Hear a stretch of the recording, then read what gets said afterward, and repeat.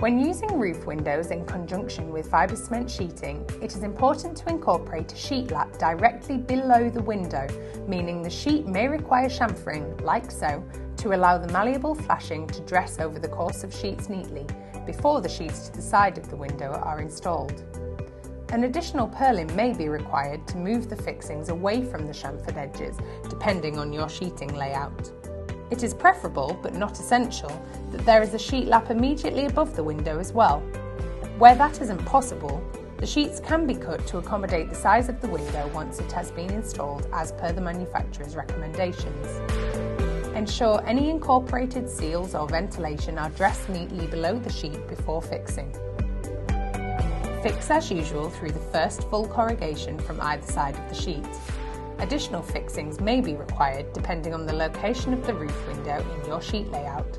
Speak to the Eternit technical team for project-specific guidance if required.